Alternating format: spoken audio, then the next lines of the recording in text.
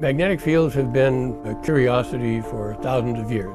And so, of course, we know now that magnetic fields are generated by what's called dynamo action, the convective motion of an electrically conducting fluid. Even though we can map the Earth's magnetic field with extraordinary accuracy with satellites in orbit about the Earth, the one thing we can't do is see clearly through all the crustal magnetization that is right beneath our feet.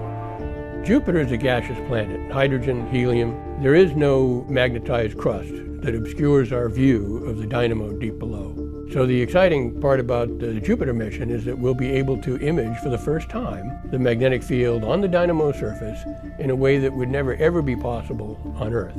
Jupiter is also the planet with the largest magnetic field. Its magnetosphere is huge. If you were to look up into the night sky, and if you could see the outline of its magnetosphere, which you can't, it would be about the size of the moon in the sky. It's a very, very large magnetosphere.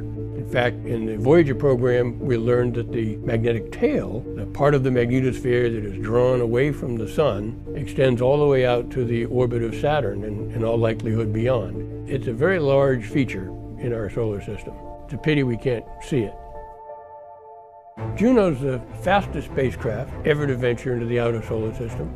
It's the first to orbit pole to pole about Jupiter, and it's the most heavily shielded spacecraft that we've ever launched. The mission is designed to basically wrap Jupiter in a dense net of observations, completely covering the sphere. So to do that, we need a polar orbit, one that passes over the North Pole, along a line of longitude, and over the South Pole. And we do this over the 37 orbits of the nominal mission, and by the time we're done, we've got orbits separated in longitude by about every 12 degrees. So we completely cover the sphere. A magnetometer is, it's best to think of it as a fancy compass.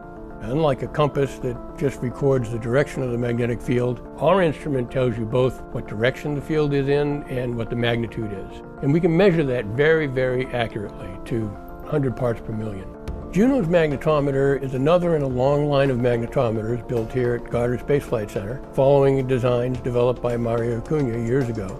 Our instrument is between 1 and 2 orders of magnitude more accurate than anything that's flown to Jupiter before. And of course, part of that is the result of the star cameras that we're able to fly with our sensors so that we can determine the absolute orientation in space of these sensors.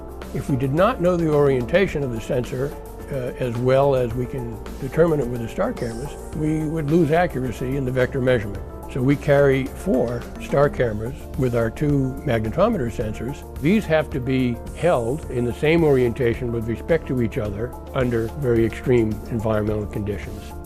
So we designed what we call a magnetometer optical bench. It's a special structure, about a square foot in size, that is made of a carbon silicon carbide material, almost impossible to machine. But once it's fabricated and the sensors are assembled, they act as one. And that's one of the reasons why we can achieve much higher accuracy than has ever been attempted before. We hope to learn more about how a magnetic field is generated by dynamo action deep in a planet's interior. For me, the great excitement is the opportunity to look down and get the first clear, unobstructed view of what the magnetic field looks like on the surface of a dynamo where it's generated. It's always incredible to be the first person in the world to see anything. We stand to be the first to be able to look down upon the dynamo and see it clearly for the first time.